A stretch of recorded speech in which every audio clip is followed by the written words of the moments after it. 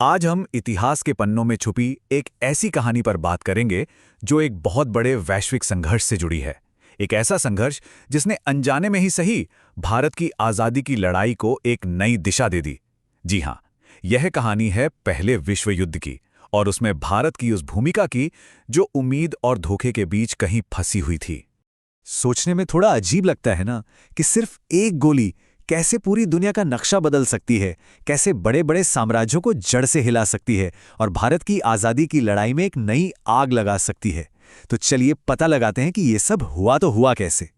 कहानी शुरू होती है 28 जून 1914 को सराजेवो शहर से। ऑस्ट्रिया हंगरी के राजकुमार आर्कड्यूक फ्रांस फर्डिनैंड की हत्या कर दी जाती है।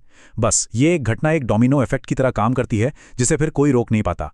ठीक एक महीने बाद 28 जुलाई को ऑस्ट्रिया हंगरी सर्बिया पर हमला बोल देता है और फिर एक के बाद एक देश इस जंग में कूद पड़ते हैं। 4 अगस्त आते आते ब्रिटेन भी जर्मनी के खिलाफ युद्ध की घोषणा कर देता है और पूरी दुनिया एक महायुद्ध की आग में झुलसने लगती है। तो सवाल यह है कि आखिर ये हत्या हुई क्यों? इसके पीछे थी राष्ट्रवाद की एक जबरदस्त भावना। गैवरेलो प्रिंसिप और उनका ग्रुप यंग बोस्निया बस एक ही चीज चाहते थे, अपनी जमीन को ऑस्ट्रिया हंगरी के शासन से आजाद कराना। ये आजादी की एक छोटी सी चिंगारी थी, लेकिन उन्हें क्या पता था कि ये पूरी दुनिया में आग लगा देगी।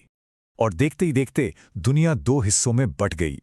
एक तरफ थे मित्र राष्ट्र यानी अलाइड पावर्स, जिनमें फ्रांस, ब्रिटेन और रूस शामिल थे, और दूसरी तरफ थी केंद्रीय शक्तियां मतलब सेंट्रल पावर्स, जिनमें जर्मनी, ऑस्ट्रिया हंगरी और ऑटोमन साम्राज्य थे।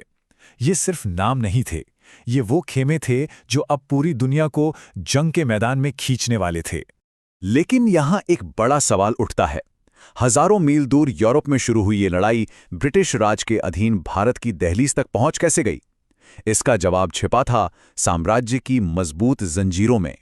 और यहीं से इस कहानी का वो हिस्सा शुरू होता है जो सीधा भारत से जुड़ा है। जैसे ही ब्रिटेन ने युद्ध का ऐलान किया, भारत, जो उसके साम्राज्य का ताज का गहना माना जाता था, वो भी अपने आप इस लड़ाई में शामिल हो गया। और भारत ने जो योगदान दिया वो हमारी कल्पना से कहीं ज्यादा बड़ा था। आपको पता है, 1914 में ब्रिटिश इंडियन आर्मी दुनिया की सबसे बड़ी वॉलंटियर सेना थी।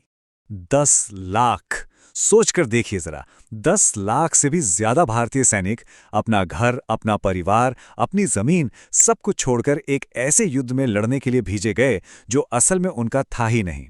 ये संख्या वाकई चौंका देने वाली है। और इस योगदान की कीमत बहुत बड़ी थी। युद्ध खत्म होते होते 74,000 से भी ज्यादा भारतीय सैनिक कभी घर वापस नहीं लौटे। ये सिर्फ एक नंबर नहीं है, ये उन हजारों परिवारों की कहानियां हैं जो इस जंग की वजह से हमेशा के लिए बदल गईं। तो फिर सवाल ये उठता है कि आखिर ये सैनिक लड़े क्यों? देखिए, वजहें कई थीं। बहुतों के लिए ये अपनी रेजिमेंट और अपने समुदाय के प्रति एक कर्तव्य था। कुछ के लिए 11 रुपये महीने की तनख्वाह बहुत बड़ी बात थी, खासकर एक किसान परिवार के लिए। और हाँ, कुछ लोग राजा के प्रति वफादारी के लिए भी लड़े। लेकिन इन सबसे बढ़कर एक बहुत बड़ा वादा था। ब्रिटेन ने वादा किया था कि युद्ध के बाद भारत को ज्यादा अधिकार दिए जाएंगे, स्वशासन दिया जाएगा।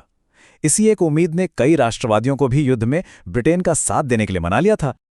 और इन सैनिकों की बहादुरी की गूंज पूरी दुनिया में सुनाई दी। जरा सोचिए, फ्रांस की कीचड़ भरी खाइयों से लेकर पूर्वी अफ्रीका के गर्म रेगिस्तानों तक और गैलीपोली के खतरनाक तटों पर हर जगह भारतीय सैनिक लड़े। अकेले मेसोपोटामिया में सोचिए, लगभग 7 लाख भारतीय सैनिकों ने ऑटोमन साम्राज्य से लोहा लिया। लेकिन इस जंग का असर सिर्फ लड़ाई के मैदान तक ही सीमित नहीं था। नहीं, इसने तो भारत को अंदर से पूरी तरह से बदल कर रख दिया। तो चलिए अब ये देखते हैं कि इस लड़ाई ने भारत के समाज और अर्थव्यवस्था पर क्या असर डाला। आर्थिक तौर पर देखें तो ये युद्ध भारत के लिए एक दोधारी तलवार जैसा था। एक तरफ भारतीय सामानों की मांग बढ़ गई, सूती कपड़ा उद्योग को बहुत फायदा हुआ और कुछ उद्योगपति तो मालामाल हो रहे थे। लेकिन दूसरी तरफ था आम आदमी, जो कमरतोड़ महंगाई से परेशान था। खाने पीने की चीजों के दाम आसमान छू रहे थे। किसानों का जूट जैसा सामान बाहर जाना बंद हो गया था, जिससे उनकी तो जैसे कमर ही टूट गई। पर जानते हैं, इस मुश्किल दौर के कुछ ऐसे नतीजे भी निकले जिनके बारे में किसी ने सोचा भी नहीं था। जैसे कि फौजियों को चिट्ठियां पढ़ने और लिखने की जरूरत पड़ी तो उनमें साक्षरता बढ़ी।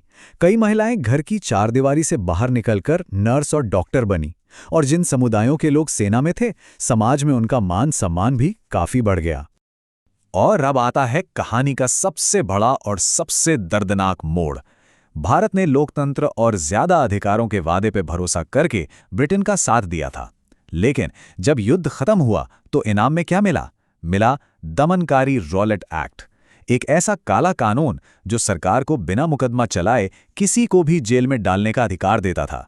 यह एक बहुत बड़ा धोखा था, और इसी धोखे की भावना ने आज़ादी की आग को एक ऐसी ज्वाला में बदल दिया जिसे बुझाना अब नामुमकिन था।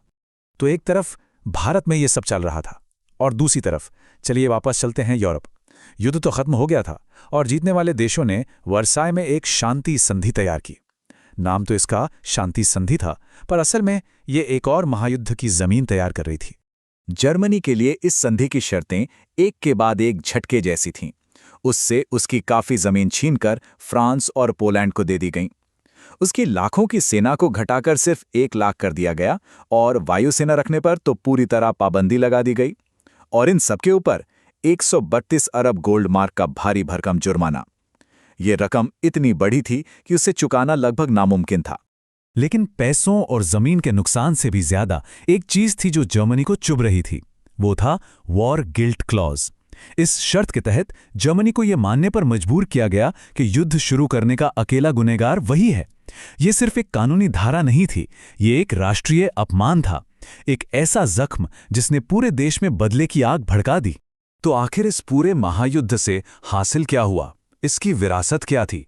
इसने यूरोप और भारत दोनों ही जगहों पर एक नई सोच, एक नई चेतना को जन्म दिया, जिसके नतीजे बहुत दूर तक जाने वाले थे। जो सैनिक भारत वापस आए वो अब पहले जैसे भोले भाले किसान नहीं थे।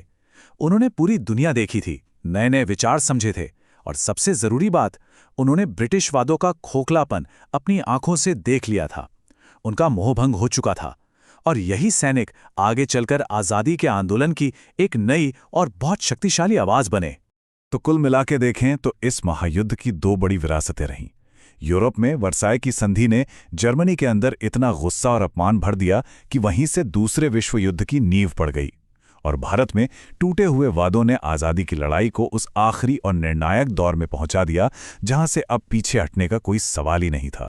और आखिर में ये पूरी कहानी हमें एक बहुत बड़े सवाल के साथ छोड़ जाती है। क्या एक अन्यायपूर्ण शांति एक और युद्ध का बीज बो सकती है? इतिहास को देखें तो इसका जवाब हाँ में मिलता है। यह हमें सिखाता है कि सिर्फ युद्ध को खत्म कर देना ही काफी नहीं है। शांति किस तरह से स्थापित की जाती है ये उससे भी कई ज्यादा जरूरी है। ये एक ऐसा सबक है जिसे शायद दुनिया आज भी पूरी तरह से सीख नहीं पाई है। इस सफर में हमारे साथ जुड़ने के लिए शुक्रिया।